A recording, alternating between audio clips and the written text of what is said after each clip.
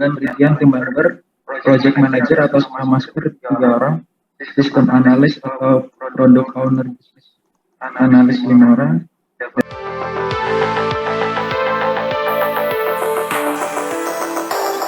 Assalamualaikum warahmatullahi wabarakatuh. Selamat malam. Kami dari tim 3 akan mempresentasikan mengenai aplikasi Octomobile.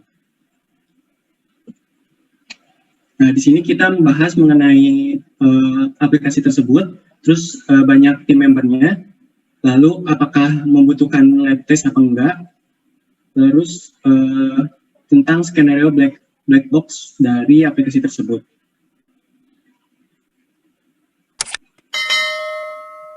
Silakan Saudara Dev Renaldi. Oke, baik. Jadi di sini dari tim 3 akan memberikan presentasi. Di sini aplikasinya itu Octomobile. Octomobile itu aplikasi yang dikembangkan oleh Bank CIMB Niaga yang diluncurkan tahun lalu bulan Mei 2020.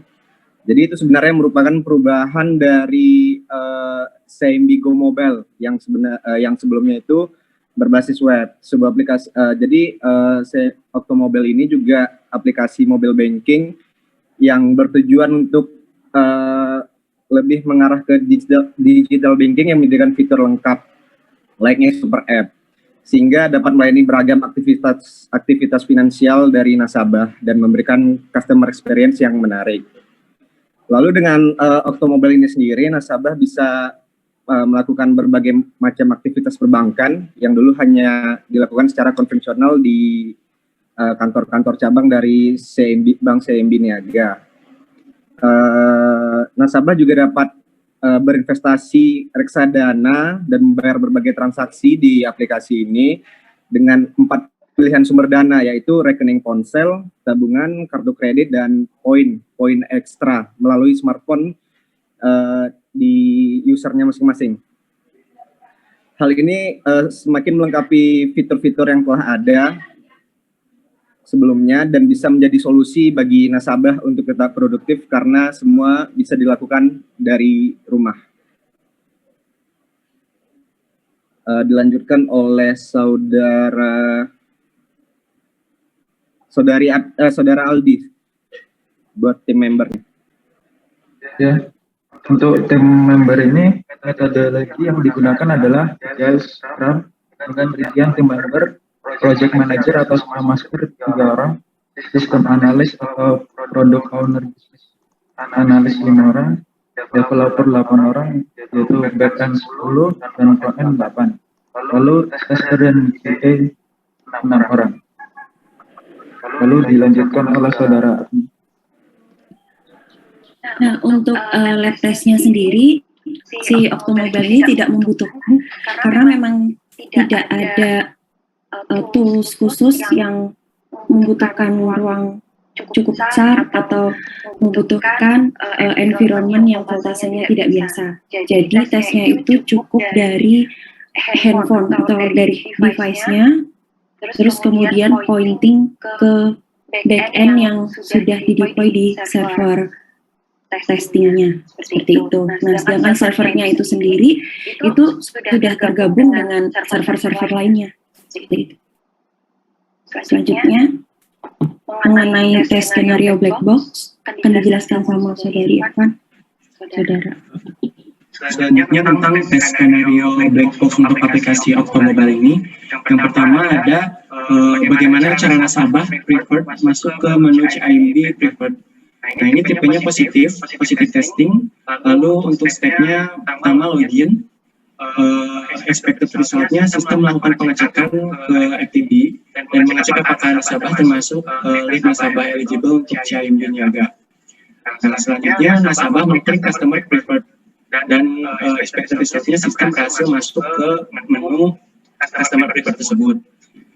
Selanjutnya ada bagaimana cara mengakses kontak My Relationship Manager. Tipenya juga tipe testing positif.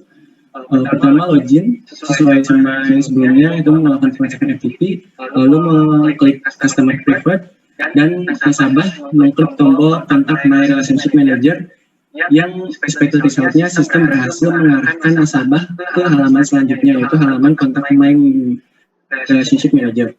Selanjutnya yang terakhir yaitu bagaimana cara nasabah untuk call Relationship Manager. Ketika testingnya positif, yaitu login, lalu mengklik Customer Preferred, lalu nasabah mengklik tombol My Relationship Manager dan mengklik call RRM Relationship Manager, yang hasilnya sistem berhasil memanggil Relationship Manager tersebut. Sekian dari kami. Terima kasih. Apa ada yang mau ditanyakan?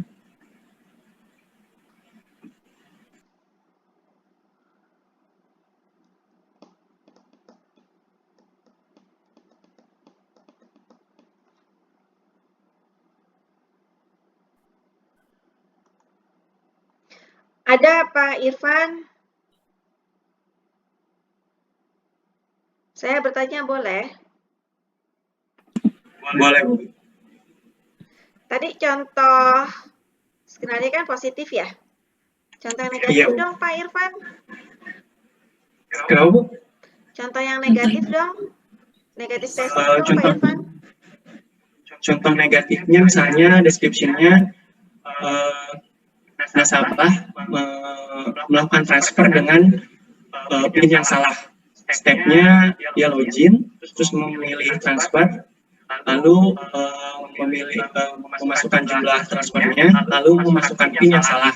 Nah, expected result-nya itu memunculkan alert kalau PIN-nya itu salah. Seperti itu, Bu. Terus statusnya kok nggak diisi ya Pak Irfan? Gimana, Bu? Statusnya kenapa nggak diisi ya?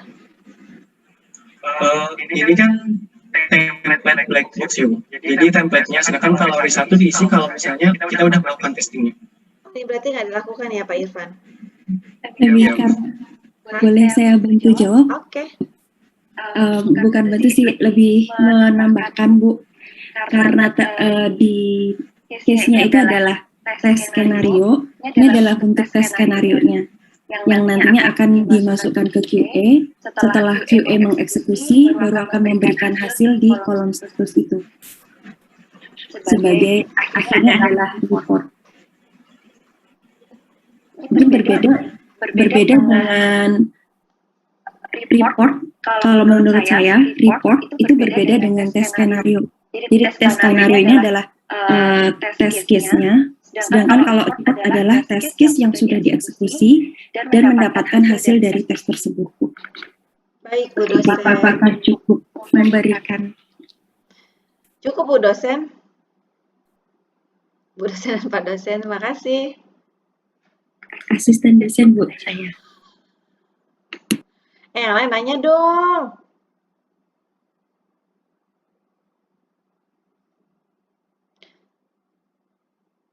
Kalau nggak boleh, saya lagi boleh ya Bu dosen, Pak dosen. Saya lagi tanya boleh nggak? Boleh Bu. Boleh. Boleh back nggak? Back. Lagi? Ini pakai Scrum ya? Ini apa perlu sebanyak ini timnya? Iya. Jadi tim ini lebih karena dibagi-bagi Bu berdasarkan dari kategori. Jadi kalau misalkan itu kan ada beberapa feature besar ini, nanti ada project manager yang memang sudah menghandle, kayak misalnya untuk mengarah ke bank insurance atau ke preferred itu tadi untuk nasabah premium ya, untuk nasabah premium. Terus kemudian ada yang transaksi normal, feature-nya itu dibagi ke PM masing-masing gitu. Nah, terus nah biasanya per feature atau per CR yang masuk itu juga dengan jumlah developer sekian atau QA 6 ini sebenarnya per feature-nya dia hanya masuk misalkan 2 gitu. Tapi baginya adalah per feature-nya. Sedangkan the whole project-nya tim membernya adalah sebanyak ini. Oke, jadi dengan tim member sebanyak itu mengerjakan berapa feature ya? Saya belum mendapatkan informasi kategori feature-nya, Bu, kebetulan. Oke. Tapi keseluruhan dari si Octomobile ini. Oke, sip. Teman-teman, kenapa saya tanyain itu? Ada yang bisa jawab nggak? Ada yang bisa jelasin nggak? Kenapa saya tanya kok segitu banyak membernya, terus berapa feature gitu?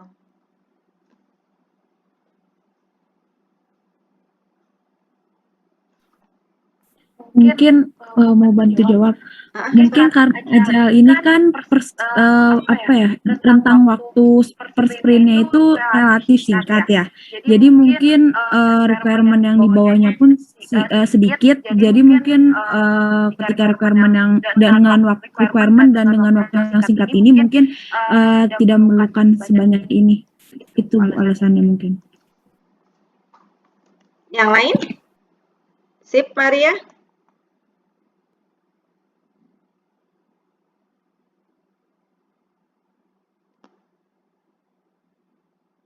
Oke, yang dijelasin Maria itu benar adanya.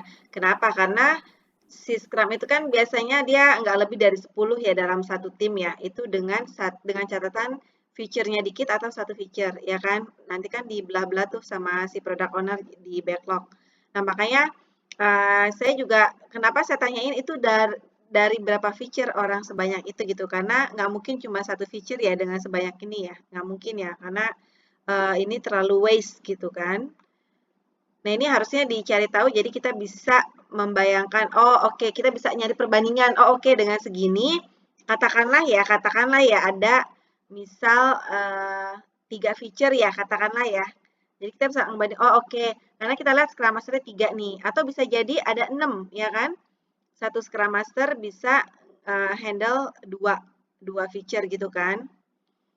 Terus developernya mungkin overlapping 18, jadi dia ada yang dedicated, ada yang sharing. Itu bisa jadi seperti itu teman-teman ya. Kayak gitu nggak ya? Siapa? Admi. Iya, Bu. Ya. Apakah di situ memang ada PM ya? Atau lebih ke Scrum Master ya sebenarnya? Memang PM. Memang PM. Betul. Oke, karena mostly orang menganggap Scrum Master itu adalah PM. Atau PM bisa jadi Scrum Master gitu ya. Sebenarnya PM sama Scrum Master itu 2 hal yang berbeda ya. Cuman banyak orang yang memparalelkan, mengoverlappingkan gitu loh. Sebenarnya itu beda gitu sebenarnya. Makanya ada yang Scrum Master sejati itu, ada yang kalau saya baca-baca forum gitu ya, ada yang sangat sensitif, dia marah, gue Scrum Master ya, bukan PM gitu ya. Kalau baca artikelnya tuh forumnya ya lumayan ketawa sih, karena memang kalau beda banget ya teman-teman ya. PM itu dia orang yang benar-benar menyeluruh dari 0 sampai selesai pekerjaannya. Tapi kalau Scrum Master itu kan enggak sebenarnya. Ya, dia tidak menghandle, meng-take care dari awal sampai ini. Dia cuma tugas dia tuh ya tugas Scrum Master gitu loh. Jadi seperti kalau PM itu artian luas, kalau Scrum Master lebih ke spesifik gitu job desk-nya. Lebih ke sana. Cuman banyak orang yang mengoverlappingkan itu. Makanya sejatinya kalau Scrum itu lebih ke Scrum Master instead of PM. Kecuali dia memang menjabat sekaligus sebagai PM, berarti dia megang Scrum Master untuk beberapa project, tapi misal untuk 1 atau 2 project, tapi sebagai PM dia memegang lebih dari itu gitu, untuk memegang lebih dari 2 project itu, atau memang dia mengorganisir semuanya dari awal sampai selesai. Jadi memang agak beda teman-teman ya. Terus istilah-istilah juga sebenarnya sih kurang lebih memang sebenarnya sama aja kayak sistem analis, product owner. Scrum lebih familiar dengan sebutan product owner sih ya, instead of sistem analis. Tapi ada juga yang menyebut dia sistem analis gitu. Nggak masalah juga sih, cuman orang akan lebih familiar kalau bilang, oh ya product owner gue nih gini, oh oke, itu berarti Scrum gitu. Ya. Jadi gini Bu, ini kan sebenarnya interviewnya ke teman saya. Nah, teman saya ini sebenarnya adalah vendornya si CIMB. Oh, Nah, oke. kalau ngomongin product owner, itu di sana dia nyebut si product owner-nya itu adalah user CIMB-nya, Bu. User Nah, ya. terus kemudian, kemudian di organisasinya dia sendiri, itu sebenarnya tidak ada sistem analis, tapi bisnis analis, di mana dia merangkap, mentranslatekan dari si user, terus kemudian juga menganalisa ke arah sistemnya. Ya, tuh ada tambah lagi, ada sistem analis, bisa analis, product owner. Nah, kalian harus tahu bedanya masing-masing ya. Kalau user lebih ke mereka sebutannya user ya buat si usernya CIMB ya dari si vendornya. Iya, end user-nya, Bu. Itu ya user itu bisa jadi product owner, tapi sebenarnya user itu lebih tepat dibilangnya ke bisnis analis juga sih ya, bisa ke sana ya, instead of product owner, karena product owner itu nggak cuma dia memetakan ya, tapi dia juga punya strategi gitu loh. Dia benar sebenarnya orang yang lebih khusus sih untuk product owner atau sistem analis ya. Tapi mau dibilang itulah makanya emang sekarang banyak istilah yang overlapping sih sebenarnya gitu. Cuman sebenarnya mereka punya perbedaan masing-masing tersendiri ya, nggak sama semua gitu. Cuman kalau developer ibaratnya sama sih, mau sebut developer, programmer, sama semua, mau metode apa itu mereka sama. Tester QA itu sama semua. Cuman memang ada beda di PM, Scrum Master, terus sistem analis, bisnis analis, sama product owner. Gitu. Ya. Oke. Tepuk tangan dulu buat tim 3. Thank you.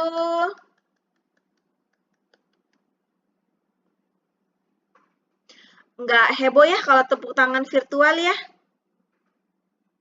Kayaknya nggak apa ya? Semangatnya tuh apa ya? Kita kasih feedback aja Bu ke Zoom biar ada suaranya kayak di tempat karaoke. Coba deh, kamu yang kasih ya, kan ide kamu nih. Seriusan kamu kasih loh. Itu kan kamu tau nggak kalau Zoom tuh ada itu juga loh. Jadi kalau misalnya kita cewek suka banyak cewek yang nggak punya alis ya. Juga itu rampung gitu kan, bikin alis itu kayak saya gitu. Itu di Zoom tuh sekarang ada fasilitas itu. Wah, langsung nyari nih di mana ya? Iya Bu, Nggak ada. ada Ya kayak buat itu loh. di Studio Effect nih. Hah? Di Studio Effect. Iya ada kan? Nah, kamu coba deh. Jadi kamu kalau misal waktunya mepet terus nggak sempet bikin alis, langsung cari deh pakai itu aja. Seriusan, itu bagus, lebih terlukis bagus gitu. Habis ini pada nyari nih. Nggak cuma alis ya, kalau nggak salah ada kumis ya. Banyak ya. Hah? Aldi, gimana? Ada Bu, kumis. Ya kan, ada kan? Kumis juga ada. Iya, jenggot apa gitu Ini ya. alis saya berubah Bu. Coba Ya. kamu coba deh. Nah, itu seru tuh. Tapi benar, tepuk tangan nggak ada suara kayaknya semangatnya tuh gimana ya? Nggak heboh gitu. Nah, tuh Aldi. Langsung pada nyoba nih. Saya pernah coba pakai alis itu ya, tapi lucu ketika saya deketin apa jauhin gitu ya. Jadi terus jilbab saya kan begini, terus dia jadi di atas jilbab gitu. Jadi saya ngakak sendiri ngeliatnya, ya udahlah. Saya nggak mau lagi pakai itu, aneh. Aldi, mati lampu, Di, gelap, Di. Oke, sip. Saya happy banget ya dengan presentasi teman-teman malam ini, luar biasa bagus ya. Dan saya lihat kayaknya teman-teman udah pada nguasain ya, udah pada paham ya, udah pada jago semua ini mah.